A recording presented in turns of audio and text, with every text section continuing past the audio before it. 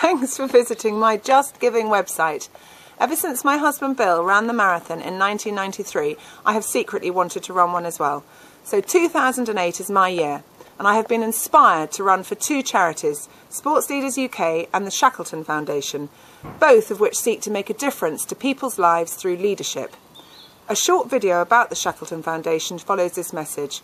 Thank you again for visiting my site, and please give as generously as you feel able to.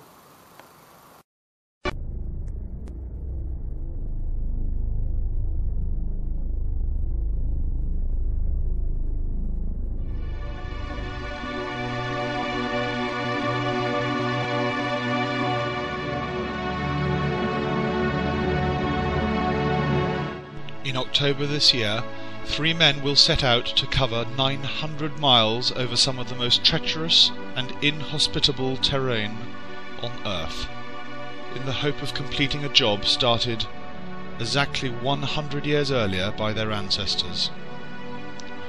In October 1908, Sir Ernest Shackleton and his team set out from his hut at Cape Royds in Antarctica in the hope of becoming the first people to reach the South Pole, some 3 years before Amundsen finally reached it.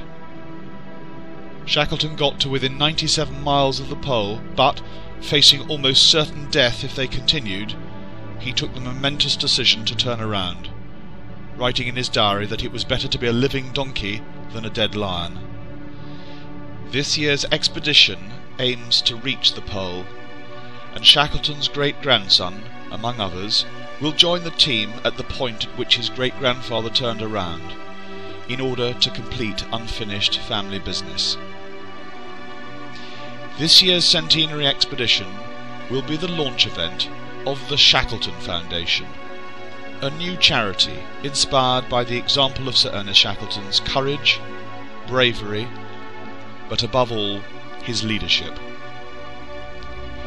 Shackleton is perhaps better known for his later expedition of 1914, when his ship, the Endurance, was crushed in the polar ice pack, and he and his crew had to abandon ship, dragging 3 lifeboats hundreds of miles over Antarctica, before Shackleton was able to sail one of the boats to South Georgia in order to seek help and mount a rescue of his fellow expedition members. Not a single man ever died under Shackleton's command, and he is rightly regarded as one of the most inspirational leaders of the 20th century. While he never achieved his personal dream of being the first to reach the South Pole, his reputation as a leader of men is based on a still greater success, the survival and safe return of all of his team members, whilst overcoming almost unimaginable odds. Shackleton's era of heroic exploration is now long gone.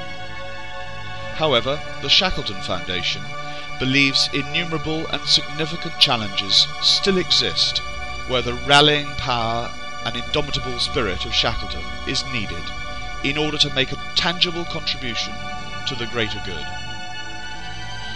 Thomas Pynchon wrote, "Everyone has an Antarctic. The Foundation exists to support and encourage people who may not otherwise have the opportunity to identify and cross their own Antarctic, particularly where the applicant's chosen project can be shown to directly benefit the less advantaged." Whilst the Foundation supports projects within and outside the physical arena, it is evidence of Shackleton's spirit that we seek. We believe that singular people making singular contributions to the public good can act as beacons of inspiration, and we want to support them in their endeavours. The Foundation hopes that beneficiaries will develop or possess the personal qualities that define leadership: a fierce personal commitment to succeed, a willingness to take intelligent risks, and the ability to inspire and energise those around them to do their utmost towards worthwhile causes. We hope that you feel able to support the Shackelton Foundation in its target to raise £10 million to support individuals of all ages, nationalities and backgrounds who exemplify the spirit of Sir Ernest Shackleton, inspirational leaders wishing to make a difference, in particular to the less advantaged.